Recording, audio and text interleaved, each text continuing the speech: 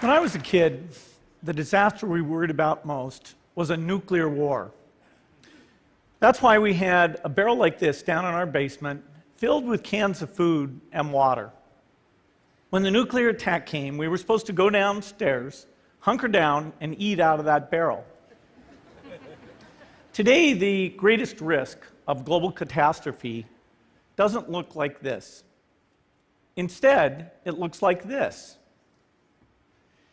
If anything kills over 10 million people in the next few decades, it's most likely to be a highly infectious virus rather than a war. Not missiles, but microbes. Now, part of the reason for this is that we have invested a huge amount in nuclear deterrence, but we've actually invested very little in a system to stop an epidemic. We're not ready for the next epidemic. Let's look at Ebola. I'm sure all of you read about it in the newspaper. Lots of tough challenges. I followed it carefully through the case analysis tools we use to track polio eradication. And as you look at what went on, the problem wasn't that there was a system that didn't work well enough.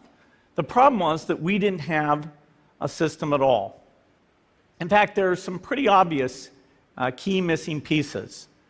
We didn't have a group of epidemiologists ready to go who would have gone, seen what the disease was, see how far it had spread. The case reports came in on paper. It was very delayed before they were put online, and they were extremely inaccurate. We didn't have a medical team ready to go. We didn't have a way of preparing people. Now, Médecins Sans Frontières did a great job orchestrating volunteers, but even so, we were far slower than we should have been getting the thousands of workers into these countries. And a large epidemic would require us to have hundreds of thousands of workers. There was no one there to look at treatment approaches, no one to look at the diagnostics, no one to figure out what tools should be used. As an example, we could have taken the blood of survivors, processed it, and put that plasma back in people to protect them. But that was never tried. So there was a lot that was missing, and these things are really a global failure. The WHO is funded to monitor epidemics, but not to do these things I talked about. Now in the movies, it's quite different. There's a group of handsome epidemiologists ready to go. They move in, they save the day, but that's just pure Hollywood. The failure to prepare could allow the next epidemic to be dramatically more devastating than Ebola. Let's look at the progression of Ebola over this year. About 10,000 people died, and nearly all were in the 3 West African countries. There's 3 reasons why it didn't spread more. The first is there was a lot of heroic work by the health workers. They found the people and they prevented more infections. The second is the nature of the virus. Ebola does not spread through the air. And by the time you're contagious, most people are so sick that they're bedridden. Third, it didn't get into many urban areas, and that was just luck. If it had gotten into a lot more urban areas, the case numbers would have been much larger. So next time, we might not be so lucky. You can have a virus where people feel well enough while they're infectious that they get on a plane or they go to a market. The source of the virus could be a natural epidemic like Ebola, or it could be bioterrorism. And so there are things that would literally make things 1,000 times worse. In fact, let's look at a model of a virus spread through the air like the Spanish flu back in 1918. So here's what would happen. It would spread throughout the world very, very quickly. And you can see there's over 30 million people die from that epidemic. So this is a serious problem. We should be concerned.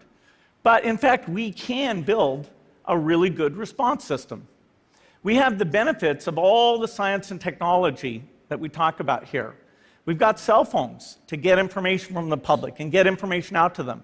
We have satellite maps where we can see where people are and where they're moving.